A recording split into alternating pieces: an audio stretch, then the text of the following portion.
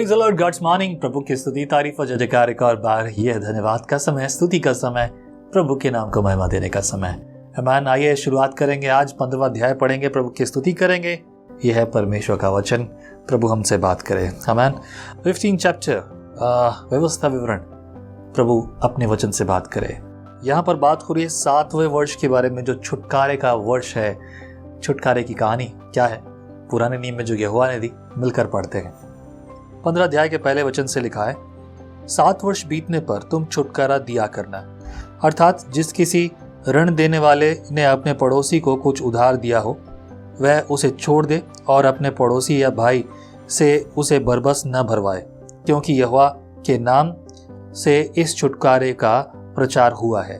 परदेशी मनुष्य से उसे बरबस भरवा सकता है, परंतु जो कुछ तेरा भाई तेरे पास हो, उसे तू बिना भरवाए छोड़ देना। तेरे बीच कोई दरिद्र न रहेगा, क्योंकि जिस देश को तेरा परमेश्वर यहोवा तेरे भाग करके तुझे देता है कि तू उसका अधिकारी हो, उसमें वह तुझे बहुत ही आशीष देगा। इतना अवश्य है कि तू अपने परमेश्वर यहोवा की बात चित्त लगाकर सुने और इन सारी आज्ञाओं को मानने में जो आज तुझे सुनाता हूँ चौकसी करे। तब तेरा परमेश्वर यहोवा अपने वचन के अनुसार तुझे आशीष देगा और तू बहुत जातियों को उधार देगा, परंतु तुझे उधार लेना न पड़ेगा। और तू बहुत जातियों पर प्रभुता करेगा, परंतु तेरे ऊपर प्रभुता न करने पाएंगे। वे कभी तेरे ऊपर प्रभुता नहीं करेंगे। किसी भी प्रकार से तुझे कोई घटी नहीं होगी, तब जब तू आज्ञाएं मानेगा। यदि मैं आज्ञा नहीं मानता, then it is serious thing. ये गंभीर बात होगी। तो मैंने यहोवा की बात को नहीं माना है, यहोवा को निराश किया है, तो मैं किस प्रकार की आशीषों के बारे में सोच सकता हूँ? आज भी बहुत सारे लोग आशीषों के बारे में बोलते हैं कि मुझे आशीष नहीं मिल रही, इतना दिन हो गया, इतना समय हो गया। कारण कई हो सकते हैं, लेकिन सबसे महत्वपूर्ण जो बात परमेश्वर का वचन जो बार बार कहता है, मेरी विधियों को मानना। देखिए, बहुत सारे लोगों को मैंने ऐसे देखा है कि जो एक अच्छा मसीह जीवन व्यतीत कर रहे हैं दिखने में। सामान्य जीवन व्यतीत करना डज नॉट मीन कि आप एक अच्छा मसीह जीवन व्यतीत कर रहे हैं। मेरी रोज़ की ज़िंदगी में मैं बहुत सारे काम करता हूँ, सब कुछ करता हूँ, लेकिन अगर मेरी संगति परमेश्वर के साथ अधूरी है, तो मैं किस प्रकार की आशीष की जो है विचार या योजना परमेश्वर से रखूँगा? That is serious thing. मुश्किल होगा मेरे प्रियो। आओ आगे बढ़ते हैं, प्रभु की स्तुति करते हैं। आगे 7 पद से देखो क्या लिखा है। जो देश तेरा परमेश्वर यहोवा तुझे देता है, उसके किसी फाटक के भीतर यदि तेरे भाइयों में से कोई तेरे पास दरिद्र हो, यानी कि गरीब हो, तो अपने उस दरिद्र भाई के लिए न तो अपना हृदय कठोर करना और न अपनी मुट्ठी कड़ी करना। जिस वस्तु की घटी हो, उसकी जितनी आवश्यकता हो, उतना अवश्य अपना हाथ ढीला करके उसको उधार देना। सचेत रहे कि तेरे मन में ऐसी उदम चिंता न समाये कि 7वां वर्ष जो छुटकारे का वर्ष है वह निकट है, और अपनी दृष्टि तू अपने उस दरिद्र भाई की ओर से क्रूर करके उसे कुछ न दे, और वह तेरे विरुद्ध यहोवा की दुहाई दे, तो यह तेरे लिए पाप ठहरेगा। ओके, यही बात एक चिंता का विषय अक्सर होता है ना। 7वें वर्ष की बात है, जब मैंने उधार दिया है, तो तेरा भाई अगर कोई है, भाई मतलब कोई भी इजरायली, वो तेरे जहाँ फाटक के अंदर हो, और अगर उसके अंदर कोई कमी है, वो गरीब है, उसे किसी चीज़ की आवश्यकता है और वो तुझसे मांगे, तो अपने हाथ से उसे देने में ना ये मत सोच कि मैं उसे ना दूं, कैसे दूं, क्या करूं।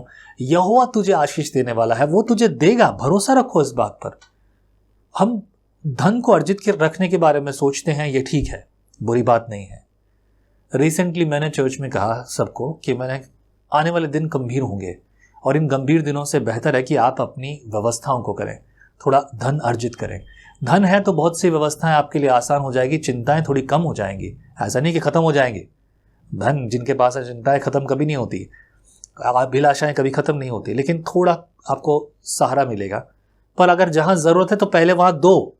ये मत सोचो कि भाई मेरे लिए, आगे के लिए, भविष्य के लिए। बाइबल इसके बारे में जो है सीधे तौर पर हमारा नजरिया अलग है। लेकिन अब इन बातों पर भी देखिए, 7वां वर्ष अभी निकट है। 6.5 साल हो चुके हैं। 6 महीने के बाद जो है फिर 7वां वर्ष लग जाएगा। फिर मैं से कुछ मांग नहीं सकता, मेरे पास कोई अधिकार नहीं है, मैं जबरदस्ती नहीं कर सकता, तो मैं इसे ना दूं। स्वाभाविक है। पर कई बार अगर लोग जबरदस्ती कर रहे हो, उनके अंदर है ही नहीं। और कुछ लोगों को मैंने सुना है कि वो ये कह के, नहीं हम तो क्रिश्चियन लोग हैं, हम तो मसीह लोग हैं, हम भाइयों को एक दूसरे को क्यों नहीं देते? आप दो, परमेश्वर ने आज्ञा दी, आप मुझे दो। ऐसे भी अगर लोग हैं तो बात थोड़ी अलग है। मैं उसके बारे में क्या कहूँ। आपका विवेक इस बात पर क्या कहता है? लेकिन हाँ, अगर ऐसे समय है तो मेरे प्रियो अपने हाथ को जो है सोच के खोलिए, क्योंकि यहोवा के अनुसार मैं तुझे आशीष देने वाला हूँ, यहोवा तुझे आशीष देने वाला है। तो फिर तू क्यों अपने आप को मन कठोर करता है? भरोसा कर इस बात पर कि यहोवा मुझे आशीष देगा। इसने अगर मुझे धोखा दिया है तो इसका प्रतिफल प्रभु यहोवा से ले लेगा।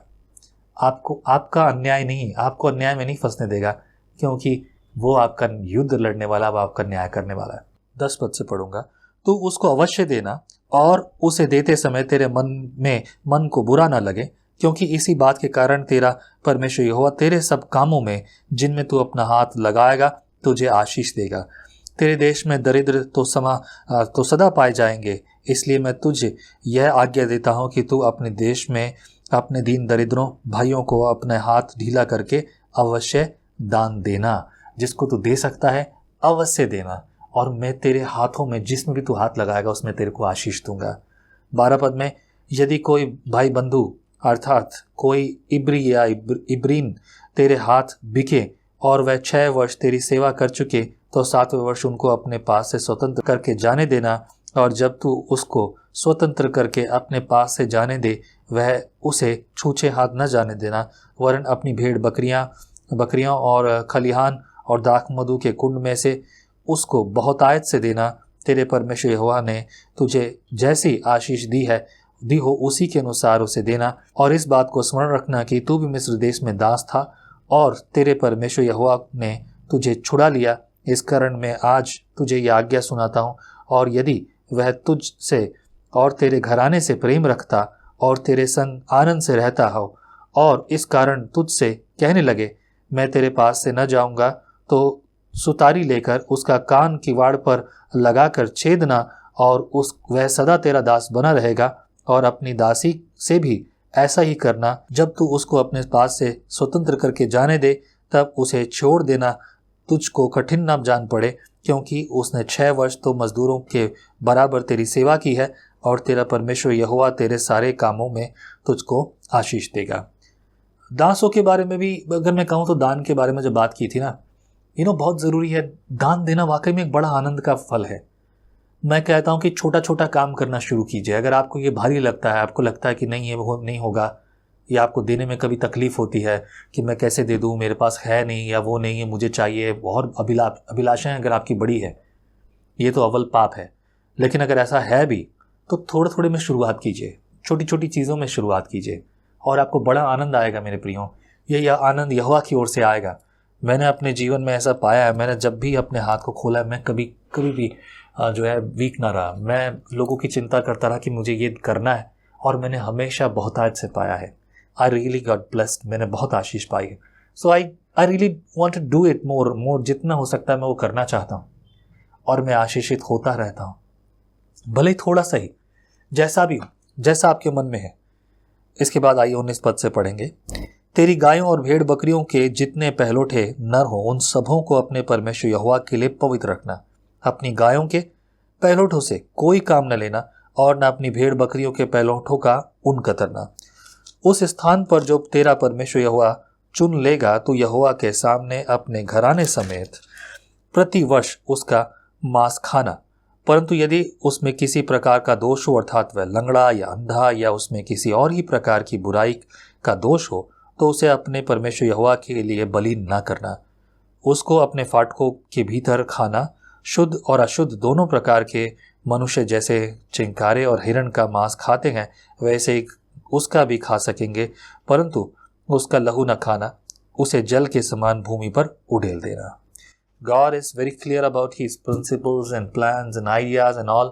प्रभु जब सब बातों में क्लियर हैं, तो फिर हम अपनी अभिलाषाओं को क्यों पूरा करें?